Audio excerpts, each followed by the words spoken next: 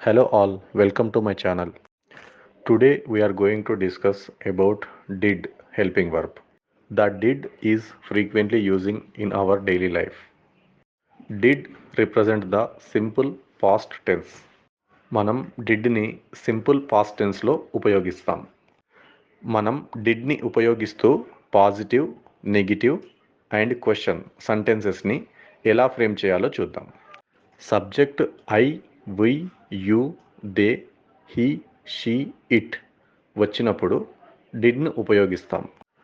డిడ్ని మనం పాజిటివ్ సెంటెన్సెస్లో ఉపయోగించాలంటే ఇక్కడ subject plus did plus V1 ఫామ్లో ఉండాలి. ఆర్ సబ్జెక్ట్ ప్లస్ V2 ఫామ్లో కూడా ఉపయోగించుకోవచ్చు. ఇక్కడ సబ్జెక్ట్ అంటే I, we, you, they, he, she, it. Example, I did go to office. నేను ఆఫీస్కి వెళ్ళాను. ఇక్కడ ఐ అంటే subject, go is the V1 form. దీనిని మనం సబ్జెక్ట్ ప్లస్ V2 ఫామ్లో కూడా చెప్పవచ్చు. అంటే ఐ వెంట్ టు ఆఫీస్. నేను ఆఫీస్కి వెళ్ళాను. డిడ్ని ఉపయోగిస్తూ కొన్ని పాజిటివ్ సెంటెన్సెస్ని ఫ్రేమ్ చేద్దాం. I did eat mango or I ate mango. నేను మామిడి పండు తిన్నాను.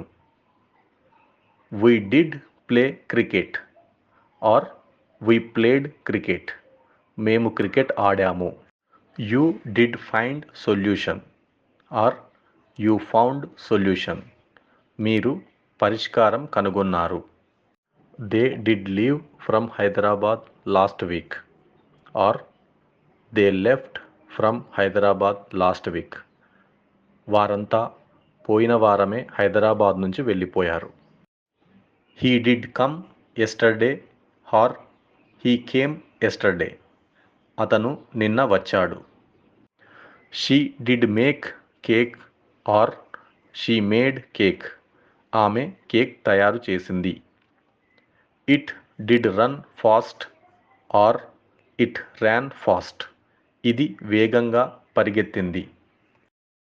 డిడ్ని మనం నెగిటివ్ సెంటెన్సెస్లో ఉపయోగించాలంటే ఇక్కడ subject plus did not plus V1 ఫామ్లో ఉండాలి.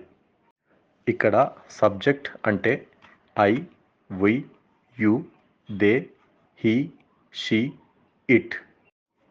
Example, I did not go to office yesterday. నేను నిన్న ఆఫీస్కి వెళ్ళలేదు.